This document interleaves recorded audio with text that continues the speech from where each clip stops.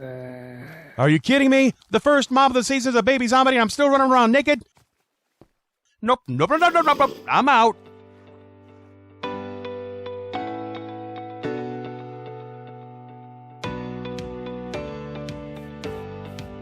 Hello there and welcome to Season 6 of AlphaCraft.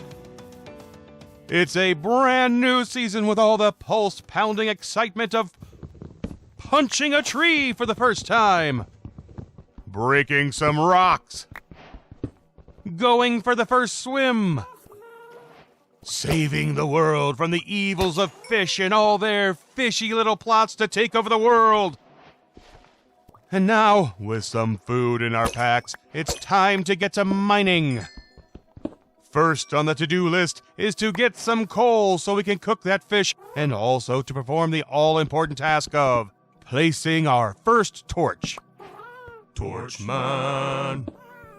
So, while the salmon is cooking, let's have a little talk. Obviously, you can hear a little happy ghast somewhere nearby. That's because this is day 3 on the server and my fellow AlphaCrafters have been hard at work. Sadly, I missed day 1 and 2, so I have to play a little bit of catch-up, and not even the Heinz kind. Also, if you hadn't noticed, there seems to be an achievement for just about any action I perform. That's because we have the Blaze and Caves data pack on the server. It's a nice little addition to the game, even though it can get a little spammy in the beginning. But that said, let's get to work.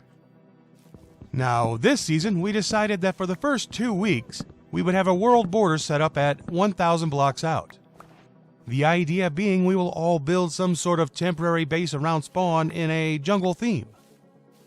But right now, I'm admittedly running a little bit on fumes.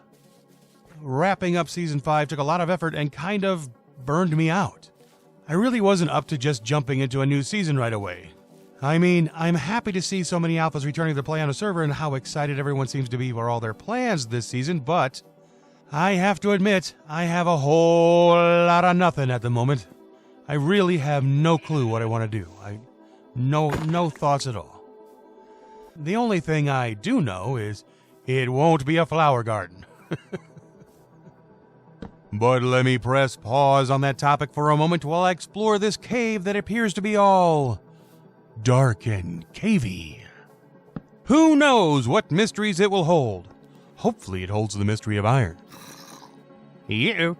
Methinks I hear the high-pitched gurgling of the worst of the Iron Guardians, the one known only as, oh God, no, not a baby! Yeah. I'm not ready for this. I'm out. Time to strategize and form a master plan of combat and mayhem. 2 hours later. Yeah, that'll teach you to pick on someone twice your size. And with the Iron Guardian out of the way, we're free to make ourselves a shield. And then some armor. And even some tools. And now with all those in hand, it's time to do some free-range cave diving. I don't know about you, but when I'm caving, I operate under the policy of no stones left behind. I mine everything. Redstone. Blackstone. Tanstone. Yellowstone. Bluestone. If it's a colorful stone, I'll mine it.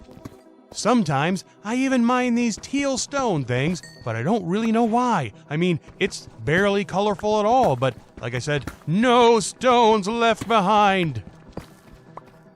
And as it is the early days, sometimes, just to break things up, I'll take a break from mining to go fishing. And so I fish, and then I mine, and then I fish, and then I mine, and then I fish, and then I mine, and then I fish, and then I mine, and then I fish, and then I mine, and then I fish, and then I mine, and then I fish, and then I mine. Whew. Kinda got stuck there. Anyway, I think you get the picture. So, since we have a world border, I thought while I'm trying to figure things out and gathering resources, I might as well do some cave lighting under and around spawn because, you know, Torchman. And you know what? While I was doing all this, something happened. I started late because I was burnt out and in a bad mood, and I didn't want any of that to rub off on the others, so I waited a couple of days and still kind of pushed myself to start hoping that once I got started, I would start enjoying myself again, and you know what? I did. I'm one of those weirdos who actually enjoys exploring the cave systems and mining up the ores. When I started playing Minecraft years ago, it was just some sort of stress relief.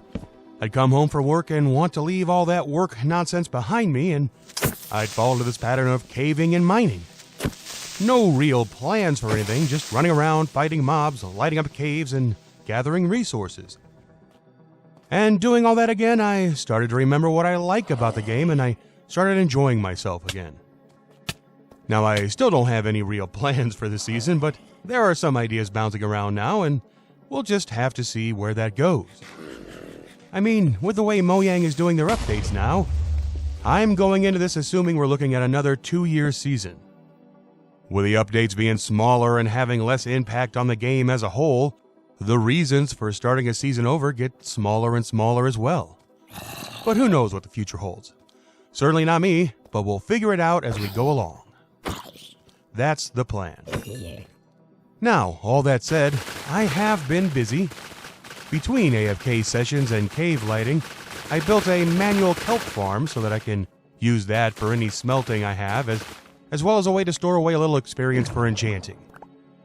Eventually, I did spend enough time out on the water to make the fabled god rod of fishing, which also gives some low-level experience for enchanting, with all the enchanting fishing rods, bows, and books that can have their levels ground off. I also built a little public sugarcane farm as I got tired of stealing sugarcane from everyone else's bases as I ran by. One noteworthy moment during all that time down in the mines was this. I found diamonds, which, is always nice, but what made this special was, as I kept digging around it to see how many blocks there were, the vein kept growing and growing and growing until eventually I realized I found a diamond vein with 11 blocks in it. That's right, 11. Count 'em, 11 blocks of diamond ore. What makes it all the more special is, by this time, this being my 3rd day on the server, I even had a Fortune 3 pick, so none of those teal blue stones would go to waste. After mining, those 11 blocks turned into 28 beautiful teal blue stones. Enough to make a full set of armor and some more tools. It was a good day. So at some point, I decided it was time to find a more permanent base location. Remember that the bases at spawn are meant to be temporary, and I'm really just here to gather resources and light some caves at the moment. Eventually, I'll get around to some sort of treehouse-themed base where everyone else is at, but that can wait. For now, I was in the mood to explore, and explore I did. I went north, down the slopes of Spawn Mountain, crossed the river, and then back up the slopes of that other mountain across the river from Spawn. And then I went down again on the other side of that second mountain at Spawn, and then up again on the slopes of what would be the 3rd mountainous hill thingy north of Spawn. And then down again, and up yet another mountainous slope to what turned out to be one massive island in the middle of a river. At the northern end of that island could be seen the world border, so we had gone as far north as we could, but that wasn't all that could be seen. You see, the moment I saw that, I knew I was home. That cave entrance, looking like some massive and hungry monster, spoke to me, and ideas started to form. What were those ideas? Well, that will just have to wait till next time, as this feels like the perfect ending to a first episode. It may not seem like much was accomplished, but aside from the over 2,500 torches placed in the general area of Spawn, and getting ourselves all decked out in some teal blue rocks, the real prize was finding my desire to play again, and that is worth a lot. So, until next time, I have been Gragore, and this has been AlphaCraft. Wherever you are, whatever you're doing, always try and find a way to make it fun. See ya.